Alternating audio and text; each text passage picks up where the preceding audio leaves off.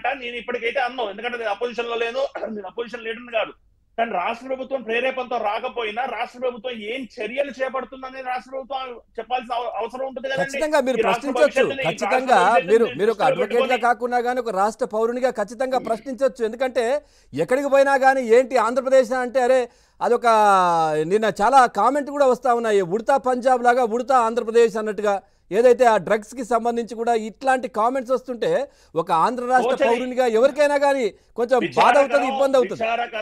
విచారకరం, శోచనీయం, అత్యంత జుగుత్సాకరం అండి ఇది. నేను 100% రాష్ట్ర ప్రభుత్వాన్ని ఈ రోజు I'm keeping the state government in the dot.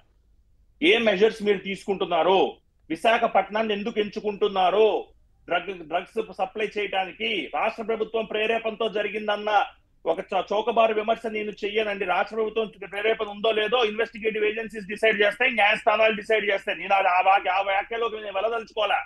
ఇలా వస్తున్నాయి అన్నప్పుడు రాష్ట్ర ప్రభుత్వం కట్టడి చర్యలు ఏవి తీసుకుంటుంది, ఎలా నియంత్రించాలనుకుంటుంది, what are the deterrent actions the state government intends to take.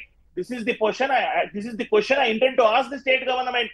మీరు ప్రేరేపిస్తే వచ్చాయా, మీరు ప్రేరేపిస్తే రాలేదా, లేదా మీకు సంబంధించిన వాళ్ళు ఇందులో భాగస్వామ్యులు అయ్యాలా లేదా అనేది సిబిఐ ఇన్వెస్టిగేషన్ ద్వారా చర్చిస్తుంది, ఇన్వెస్టిగేషన్ చేస్తుంది. దాని విషయాలన్నీ తర్వాత మనకి డిస్క్లోజ్ అవుతాయి, ఖచ్చితంగా పబ్లిక్ డొమైన్ లోకి వస్తాయి. అది వేరే విషయం.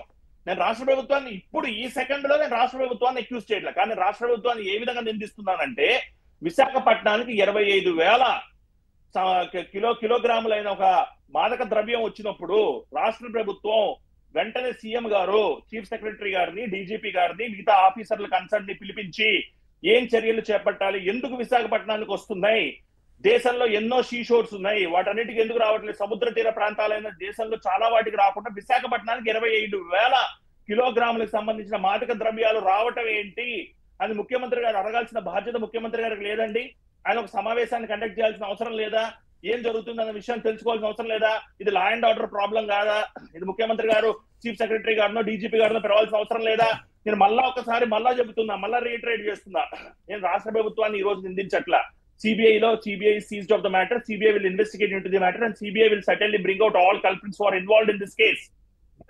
రాష్ట్ర ప్రభుత్వం నియంత్రణ చర్యలు ఏం చేపడుతుంది, ఎందుకు విశాఖపట్నంకి వస్తున్నాయి అన్న విషయాన్ని మన రాష్ట్ర ప్రభుత్వం ఏమనుకుంటుందండి? ఎగ్జిక్యూటివ్ క్యాపిటల్ అనుకుంటుంది కదా విశాఖపట్నాన్ని.